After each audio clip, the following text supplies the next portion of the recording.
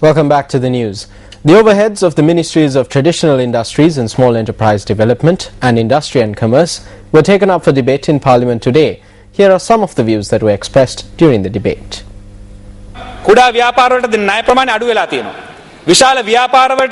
Loan allocations for small businesses have reduced while loans for large businesses have increased.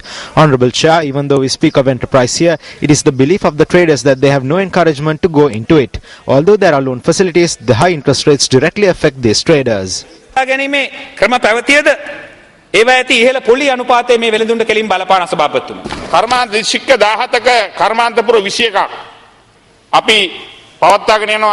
We are maintaining 21 industrial zones in 17 districts, providing them with roads, water and electricity.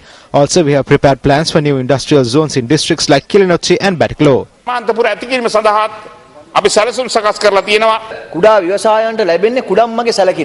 Small enterprises receive small consideration. This has happened this time around as well.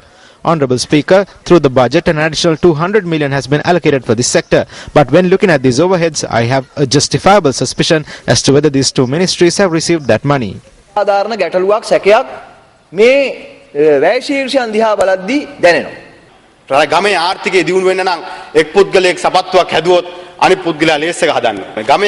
If the rural economy is to develop, then when one man makes a shoe, the other must make the lace. We need to create awareness among rural parents and their children that when one person puts up a tea shop, instead of opening up a bigger tea shop next to it, what must be done is to establish a business which complements it.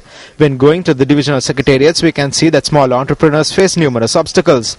I think it is very important to create awareness among the relevant officials and the relevant rural officials.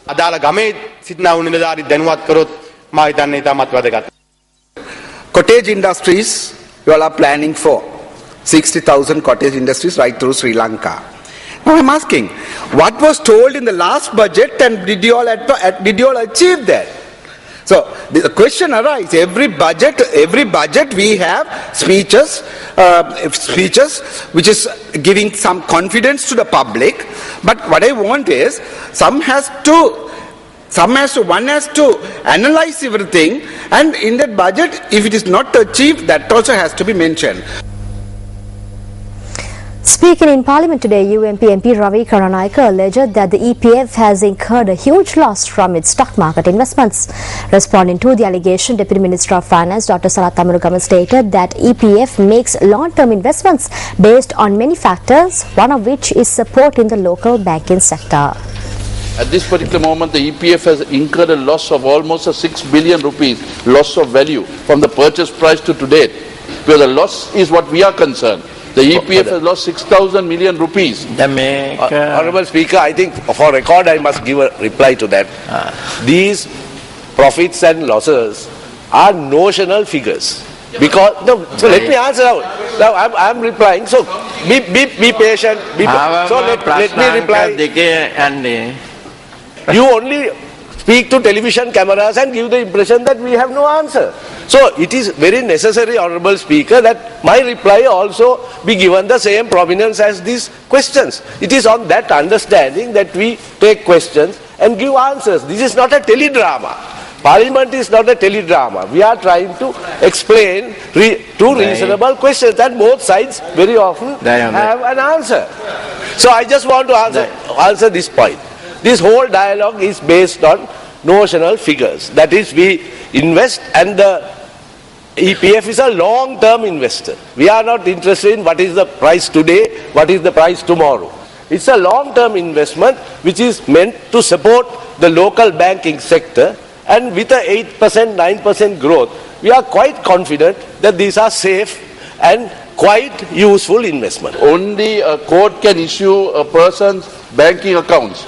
Would you look at as to how workers, a bank that is owned by the workers, the EPF, how did banking information go out and an impeachment motion was able to come in with that information that was revealed by the NDB? I'm asking this from a shareholder being an EPF member.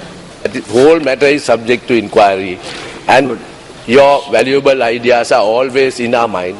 And we try to, as much as possible, accommodate these ideas. So when we have the debate, you will have a reply to that. Former Minister D.M. Bandaranaike says that if the current UNP leadership, which has faced continuous election defeats, is given the reins of the party for another 6 years, it will be the end of the UNP. Now, he says that defeating this scheme is the responsibility of all party faithful who anticipate election victories.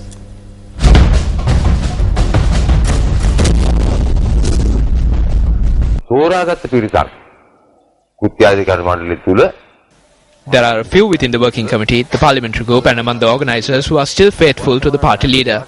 Only they will be given the opportunity.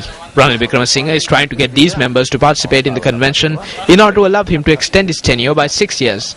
Not only that, what I believe is that if by some means he manages to extend his tenure by 6 years, then all I can say is God bless the UNP.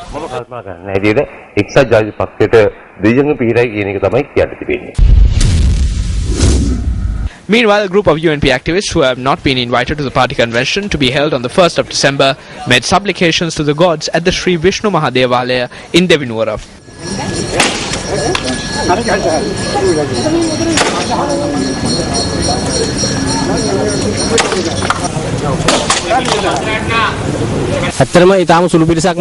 Only a very small group is participating in the party convention.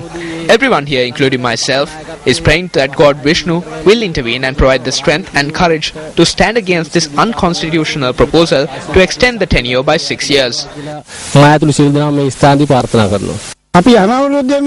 Every year we go for the convention, but we are asking God Vishnu to provide us with the opportunity to go for this convention and allow us to stand against the dictatorial attitude of Ranil Wickremesinghe.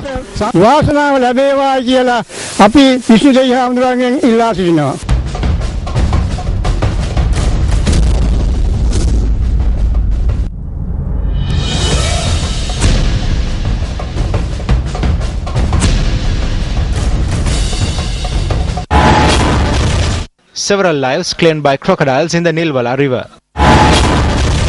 News First expedition on the Nilwala reveals the threat posed by crocodiles.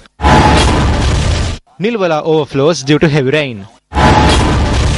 Areas including Mulatiana, Ransagoda, Makandura, Kamburupitiya and Deyandara inundated.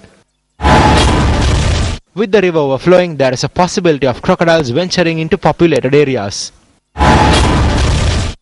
Shouldn't the threat posed by crocodiles be factored into disaster management? Red rain fell in several areas in the Pubuduwala and the Pangala areas in Vellava yesterday. Area residents said the red rains fell after a 2-hour downpour. The red rains were experienced in Pubuduwala, Handapanagala and Vallavaya last evening. Red rains were also experienced in other parts of the island over the past few days. This was in Padiyattalawa, Hingurakkoda, Sevanagala and Mannampiriya. The first recorded incident of red rain was reported from Italy in 1819. More recently, red rain was reported from Kerala in India in September 2001. Foreign media also recently reported of red rains experienced in China. While samples of the red rains were referred to the Medical Research Institute in Colombo, the Ministry of Health later announced that the colouring was caused by an algae-like microorganism. Meanwhile, the Ministry of Health announced yesterday that the red rain samples also had a very high iron content. We sought an expert opinion from the director of the Buckingham Centre for Astrobiology in the United Kingdom, Vidya Jyoti Professor Chandra Wickremesinghe, who is researching the red rains experienced in Kerala. He said that he had been sent slides of the samples of red rain experienced in several parts of Sri Lanka. This is what Professor Chandra Wickremesinghe had to say on the matter. Ferric oxide is red, but the structures that I have seen in the slides are not crystals of ferric oxide. They have cell walls. They have every conceivable characteristic of a living cell. So no, I don't think that it is due to anything like inorganic iron oxide. If it's a chartered, well identified organism, then I think one has some kind of ambiguity. It could be that these organisms, which are known on the earth, are still falling from the skies. That's a possibility. But as I said, in the case of the Indian red rain, the Kerala red rain, we have not been able to identify the stuff with any known algae. And we still haven't identified that organism. It is a living organism. My own personal interpretation is that it fell from the skies, and it almost certainly is an extraterrestrial microorganism